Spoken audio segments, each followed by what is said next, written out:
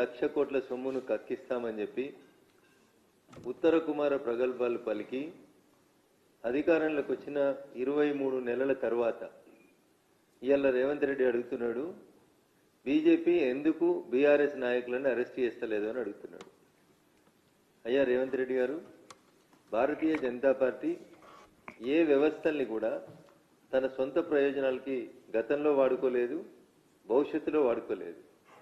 మీరు కేంద్రంలో అధికారంలో ఉన్నప్పుడు, కాంగ్రెస్ పార్టీ కేంద్రంలో అధికారంలో ఉన్నన్ని రోజులు దాన్ని కాంగ్రెస్ బ్యూరో ఆఫ్ ఇన్వెస్టిగేషన్గా దేశంలో ఉన్నటువంటి అన్ని ప్రతిపక్ష పార్టీల నాయకులు చెప్పినటువంటి మాటను మీరు మర్చిపోవడం అనేది దురదృష్టకరం.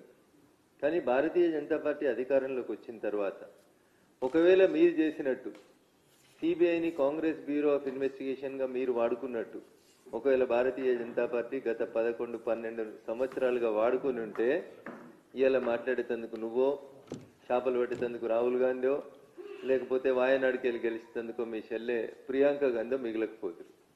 కక్షపూరితమైనటువంటి రాజకీయాలకి భారతీయ జనతా పార్టీ దూరంగా ఉంటుంది. తప్పు చేసిన వాళ్ళని చట్టం తన పని తాను చేసుకొని పోవాలని కోరుకుంటుంది తప్ప మీరు అధికారంలో ఉన్నప్పుడు సిబిఐని దుర్వినియోగం చేసినట్టు మళ్ళీ చెప్తా ఉన్నా, ఒకవేళ భారతీయ జనతా పార్టీ సిబిఐని కానీ ఇతర ఏజెన్సీస్ని కానీ దుర్వినియోగం చేస్తే మీరు, మీ నాయకుడు రాహుల్ గాంధీ గారు, సోనియా గాంధీ గారు, మీ బావగారు అయినటువంటి రాబర్ట్ వాద్రా గారు, వీరితో సహా ఎవ్వరు కూడా ఇప్పటిదాకా బయట తిరిగేటోళ్ళు కాదు. మేము సిబిఐ కానీ సిబిసికి కానీ న్యాయ వ్యవస్థకు కానీ సంపూర్ణమైనటువంటి గౌరవాన్ని ఇచ్చి వారి పనిని వారు స్వతంత్రంగా చేసుకోవడానికి మేము వెసులుబాటు కల్పిస్తా ఉన్నాం అనేది రేవంత్ రెడ్డి గారికి అర్థం కావట్లేదు ఇంకా కూడా. అయినా మీరు జీవో 104 ఇచ్చినప్పుడు దాంట్లో ఏం చెప్పింది కాంగ్రెస్ ప్రభుత్వము? ఎన్డీఎస్ఏ అక్టోబర్ 23వ తారీఖు రోజు ఇచ్చినటువంటి, అక్టోబర్ 24 నాడు ఎన్డీఎస్ఏ కమిటీ ఇచ్చినటువంటి నివేదిక బేసిస్ చేసుకొని 3 బ్యారేజీల మీద విచారణ జరిపించేందుకని మీరు పీసీ ఘోష్ అనేటువంటి ఒక కమిషన్ వేసింది. ఎందుకు మరి అప్పుడే మీరు అధికారంలోకి వచ్చిన వెంటనే ఈ కమిటీ నివేదిక టీఆర్ఎస్ పార్టీ అధికారంలో ఉన్నప్పుడు వచ్చింది. 24 అక్టోబర్ 2023 సంవత్సరంలో వచ్చింది. ఇంకా అప్పటికి ఎన్నికలు పూర్తి కాలేదు. ఎన్డీఎస్ఏ నివేదిక అక్టోబర్ 23లో వచ్చింది. అప్పటికి రాష్ట్రంలో టీఆర్ఎస్ పార్టీ అధికారంలో ఉంది. ఆ నివేదికను ఆధారంగా చేసుకొని ఎందుకు మీరు అధికారంలోకి వచ్చినటువంటి డిసెంబర్ తర్వాత 2 నెలలకో 3 నెలలకో చంద్రశేఖరరావు గారినో, హరీష్ రావు గారినో, లేదా కేటీఆర్ గారినో, లేదా ఈ కాళేశ్వరం ప్రాజెక్టులో సంబంధించినటువంటి వ్యక్తుల్ని మీరు ఎందుకు అరెస్ట్ చేయలేకపోయింది? 2 ఏళ్లు టైంపాస్ చేసి సాగదీసి కమిషన్ గడువును 3 నెలలు 6 నెలలు పెంచుతూ వచ్చి చివరికి మొన్న 25 అక్టోబర్ నెలలో అసెంబ్లీ ప్రత్యేక సమావేశాలు పెట్టి మీరు దాన్ని సిబిఐకి పంపిస్తున్నామని రాసిండ్రు. దీని వెనకాల ఉన్నటువంటి మతలబు ఏందో ముఖ్యమంత్రి గారు చెప్పాలి.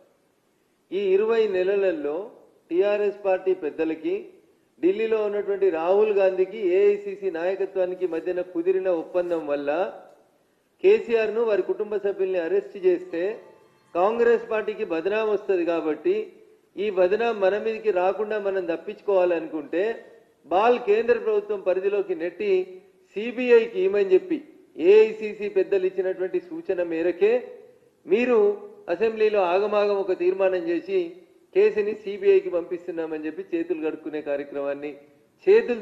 కార్యక్రమాన్ని చేసిరు తప్ప ఇంకొకటి కాదు. మీరు మాటలు ప్రతిపక్ష నాయకుడిగా చాలా మాట్లాడినరు, పిసిసి అధ్యక్షుడిగా నోటికి ఏదొస్తే అది మాట్లాడినరు. అన్ని మాట్లాడిన తర్వాత అధికారంలోకి వచ్చిన తర్వాత ఈరోజు పనిచేయమంటే మీరు చెప్పిన టెలిఫోన్ ట్యాపింగ్లో ఏం జరుగుతుందో చూసినాం. రోజుకో సీరియల్ నడిపిరు 3 నెలలు. టెలిఫోన్ ట్యాపింగ్లో వీళ్ళని తెస్తాం, వాళ్ళని తెస్తాం, ఇక అరెస్ట్ చేస్తాం, రేప్ చేస్తాం, ఎల్లుండి ప్రభాకర్ రావుని చేస్తాం, అవతల ఎల్లుండి కేసీఆర్ని చేస్తామని ఊకదంపుడు ఉపన్యాసాలు ఇచ్చిరు తప్ప ఏం కాలేదు. అదేంటి అంటే ప్రభాకర్ రావు సుప్రీంకోర్టుకు పోయింది కాబట్టి ఏం చేస్తలేమో అంటారు. సుప్రీంకోర్టుకు పోయినటువంటి అనేక మంది ముద్దాయిల్ని ఇతర కేసులలో అరెస్ట్ చేసి తర్వాత పీటీ వారెంట్ కింద టెలిఫోన్ ట్యాపింగ్లో రిమాండ్ చేసింది ప్రభుత్వం.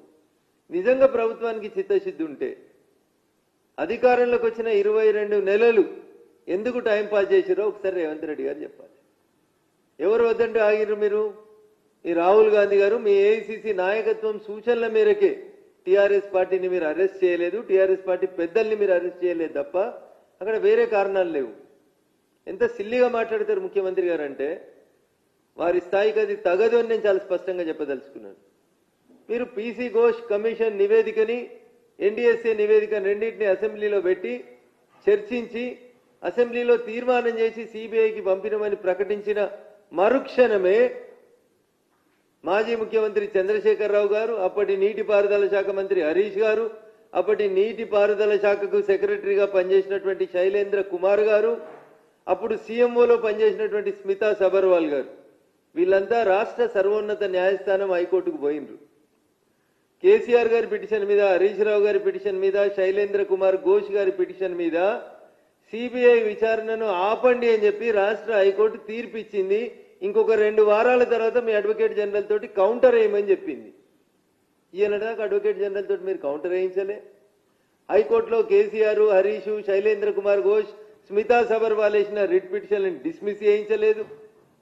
కోర్టు స్టే ఇచ్చినాక సిబిఐ ఎందుకు అరెస్ట్ చేస్తలేదు, ఎలక్షన్ల లోపల అరెస్ట్ చేస్తారా అని అడుగుతున్నారు.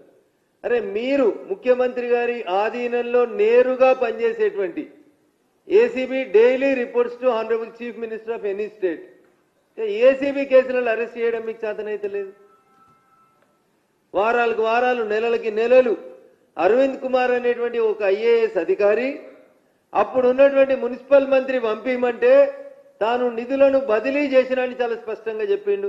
తెల్లారి కేటీఆర్ని ఎందుకు అరెస్ట్ చేయలేదు? మీరేమో తప్పు చేసిన వాళ్ళని అరెస్ట్ చేసే దమ్ము ధైర్యం లేక, చేస్తే ప్రజలేమన్నా టీఆర్ఎస్ కు సింపతి ఇస్తారేమో అనే భయంతో మీకు పనులు చేతగాక మీరు ఆపిరు తప్ప, ఇవాళ వచ్చి కిషన్ రెడ్డి అరెస్ట్ చేస్తావా, రేవంత్ రెడ్డి అరెస్ట్ చేస్తావా, ఇట్లాంటి తెలివి తక్కువ మాటలు మాట్లాడడానికి నేను మీడియా ముందుకు రాలేదు. రేవంత్